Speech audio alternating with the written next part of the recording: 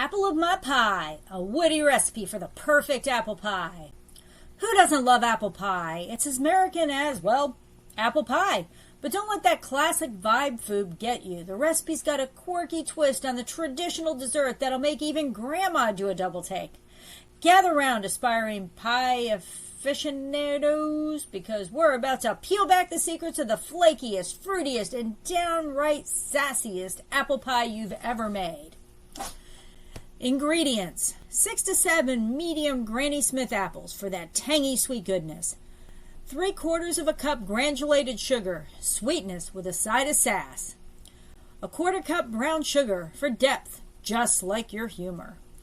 1 teaspoon ground cinnamon, the spice of life. 1/4 teaspoon ground nutmeg for the cozy feels. 1/4 teaspoon ground cloves, just for a pinch of mystery.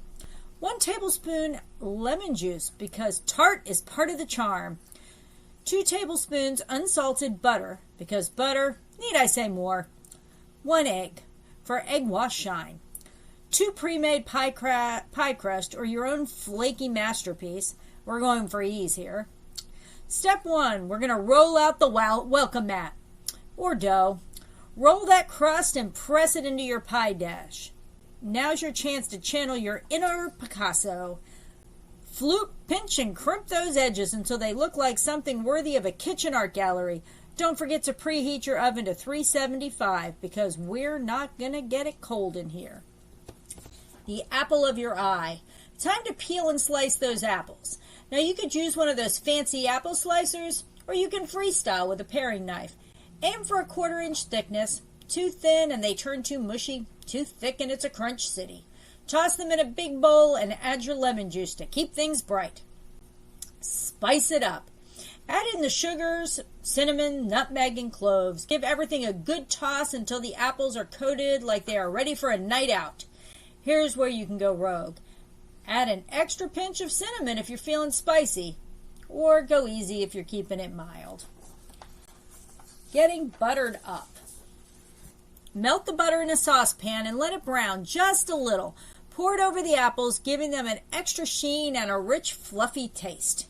Mix it up and let those apples soak in the flavor for a minute or two. Pile on the filling.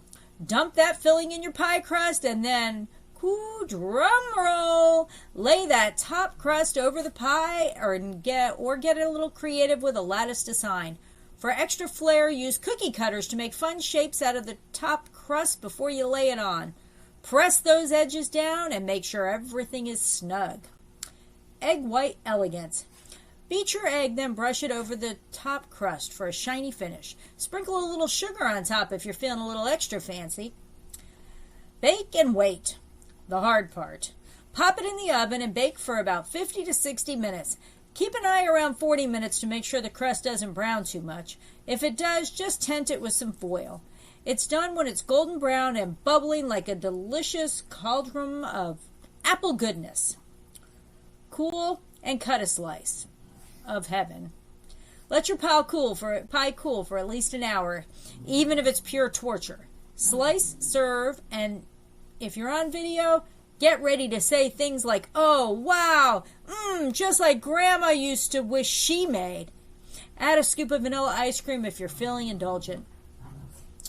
So on the way out, and there you have it. A pie that's a sweet, a little tangy, and perfectly flaky. So grab a slice, or 2, we won't judge, and enjoy the fruits of your labor. If you like this recipe, hit the subscribe button because I've got plenty more where that came from.